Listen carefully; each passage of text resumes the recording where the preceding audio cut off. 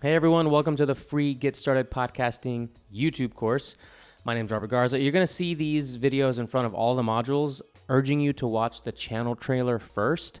That way you have a really good idea of who I am, what the course is all about, when the course was recorded, why I have a scraggly beard in the course versus how it looks now. And if you like the videos, make sure you like the videos. Subscribe to this YouTube channel. And most importantly, let me know in the comments what the name of your podcast is, what podcast I'm helping you start or that you maybe just started and this course is helping you finish. If you have any questions, shoot me a DM on Instagram at RobGTV. If the videos refer to any links for equipment or suggestions for software, they will be in the description as well. Let's have some fun, and I'll see you back here on the channel regularly every week. Hey everyone, welcome to Module 2. If you haven't taken out a pen, pencil, and a piece of paper yet, I suggest you do so you can write some of these things down. Pause as I'm talking, think about it, write things down. You know the drill. Pretend like you're in school. So now we're going to talk about the format of the show. And there's a few things that go into the format of the show, starting with the actual format. So like I mentioned earlier, I loved the interview process, the interview style of show, and that's what I did for many, many years. But there's other formats of show that are extremely popular, and maybe you'll come up with your own, a combination of a few. But we're talking about the main ones right now. If you look, those are going to be interview, news, education, and story-based podcast. Now, if you look at those and one of those ring a bell with you, circle it, on to the next thing. But if you don't, if none of those rung a bell, just think about the type of conversation you want to have. Is it going to be a solo podcast maybe, where you're just talking to a camera or to a microphone and you're educating people on a certain thing or entertaining them about a certain subject? Is it education where you're going to be teaching them how to do something? Do you need a co-host to banter with because you want to entertain? I most recently started a podcast with the missus. You can go subscribe to it if you want. It's called Blondie and the Beard. And it's a very comedic type of podcast that revolves around relationships. So we can banter and kind of ping pong off of each other and then have, a subject that the podcast is about, dating, children, whatever. And that's kind of the style that I'm doing now with her. But really think about the type of podcast that you want to model after. And if you need some examples, you got the Joe Rogan Experience, you have The Daily. Those are some of the most popular shows. One is obviously about news. The other one's very interview style heavy with comedic times as well. You have things like Serial, which is it's an actual serial type of story-based podcast that takes a long time to put together. It's very highly produced. I personally like shows that require less production. I like to offer an organic conversation or an organic experience for people to just kind of be able to tune into and be a part of. Next on the format list is how long should the episode be? That is such a individual question that all I can say is do a couple of episodes, maybe even listen to a couple of shows, or you have something you like and you think, I like that style, I like that duration of it. It's a good drive to work podcast. It's a good do chores around the house. It's a good, I'm going to spend a long road trip listening to this kind of podcast. And just kind of do that. If you do it with someone or by yourself or an interview, as you start doing a few of them, you're going to notice when the right stopping point is. So let the podcast be as long as it naturally needs to be, and you'll be fine. Lastly, on the format side is how often do you publish?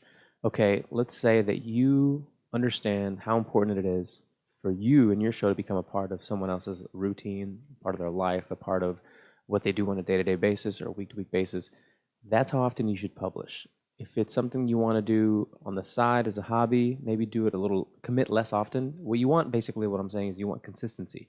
So if you say, I'm going to record or I'm going to drop an episode every Monday, those people are going to be expecting a podcast every Monday. Whatever the schedule is, doesn't matter what it is, you just need to stick to it, be consistent, and get people hooked on expecting that show every Monday or Wednesday or Thursday or every day if you're bold enough to do a daily show.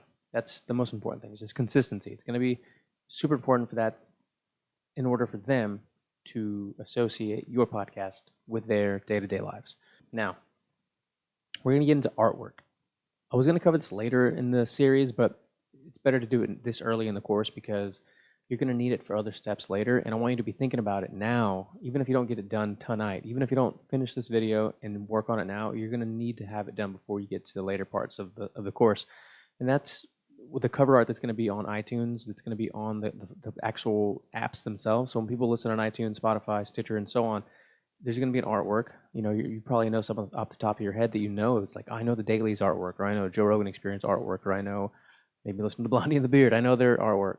So It's really simple. iTunes requires a square, just a square that's 3,000 by 3,000 pixels.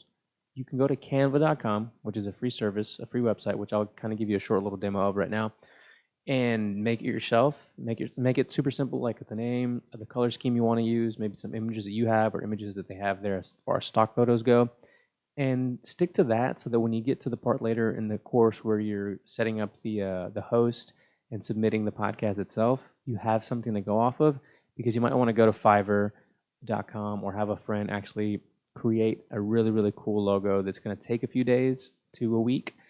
But because we have something temporary already, I just like having something that I can submit and have the podcast already in process of being approved, because that itself will take a week or two. So let's dive into Canva real quick, write it down, artwork, artwork, artwork. Come up with something that you can submit in the next few videos to come.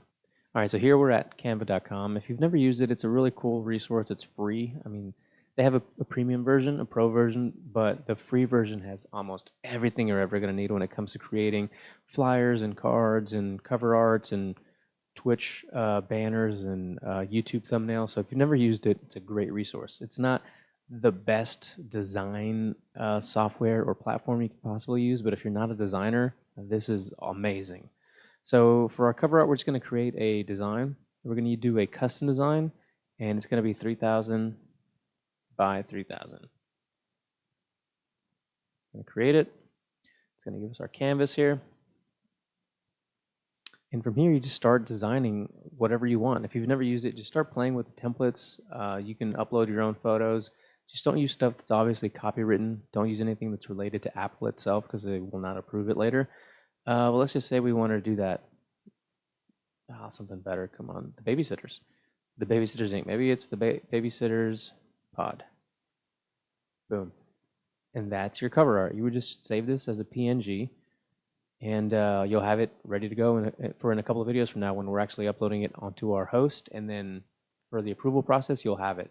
So if you don't use Canva and you don't actually go this route, make sure that you have a square that's 3,000 by 3,000 pixels so that we can actually submit our show later on in the course.